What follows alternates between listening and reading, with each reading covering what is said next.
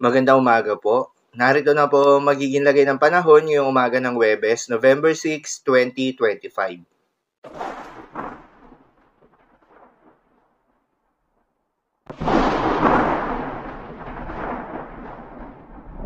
Sa kasalukuyan na tayong sa pag-asa, si Bagyong Tino ay lumakas muli habang kumikilos pa west-northwestward sa may West Philippine Sea at papalayo ng ating kalupaan.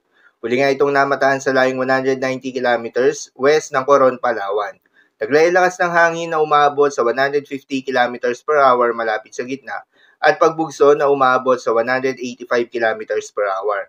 Kumikilos pa west-northwestward sa bilis na 25 kilometers per hour.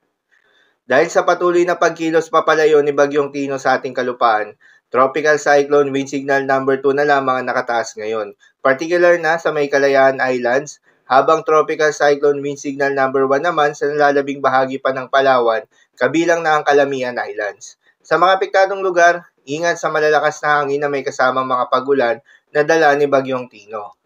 Dahil naman sa paglakas nitong northeast monsoon o hanging amihan, pati na rin yung trough or extension nitong si Bagyong Tino, asahan yung pabugso-bugso ng hangin sa mga lugar na hindi nakasailalim sa tropical cyclone wind signal.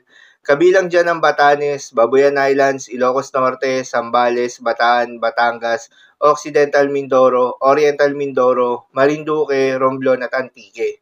Muli sa mga apektadong lugar, ingat sa mga posibleng banta ng pagbaha at pagguho ng lupa, lalong-lalo na sa mga lugar na inuulan na noong mga nakaraang araw pa. Para naman sa magiging track nitong si Bagyong Tino, inaasahan na patuloy itong kikilos pa west-northwestward sa may West Philippine Sea at inaasahan na lalabas ng Philippine Area of Responsibility mamayang gabi o bukas sa madaling araw. Samantala yung isang bagyo naman na binabantayan sa labas ng Philippine Area of Responsibility ay napanatili yung lakas habang kumikilos pa west-northwestward. Huli nga itong namataan sa layong 1,770 kilometers east ng northeastern Mindanao. Taglay lakas ng hangin na umaabot sa 55 kilometers per hour malapit sa gitna at pagbugso na umaabot sa 70 kilometers per hour.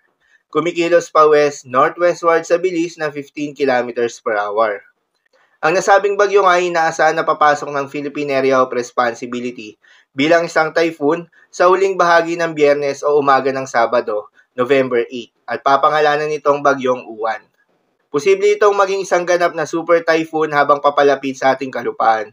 At dahil masyadong malawak yung cone of uncertainty nito, hindi pa tiyak kung saan ito dadaan. Ang mga lugar na posibleng maapektuhan nito, Luzon at Hilaga at silangang bahagi ng Visayas. Inaasahan nga na magtataas ang Tropical Cyclone Wind Signal number 1 sa silangang bahagi ng Luzon at Samar Provinces pagdating ng Biyernes ng gabi o Sabado ng umaga. Paalala pa rin po palagi na posible pa rin ang mga pagbabago. Kaya naman patuloy lamang na magantabay sa mga update nating ilalabas, lalo na ng Pag-asa. Para naman sa magiging lagay ng mga dagat baybayin, ayon sa Pag-asa ay may nakataas pa rin tayo na gale warning sa may seaboards ng Kalayaan Islands. Payo ng Pag-asa ay huwag munang pumalaot yung mga kababayan nating mangingisda. At yung may mga maliliit na sasakyang pandagat sa nasabing seaboards dahil inaasahan yung maalon hanggang sa napakaalon na karagatan. Habang sa nalalabing seaboards ng ating bansa, asahan naman yung katamtaman hanggang sa maalon na karagatan. So yun naman po para sa lagay ng panahon ngayong araw ng Huwebes. Keep safe everyone.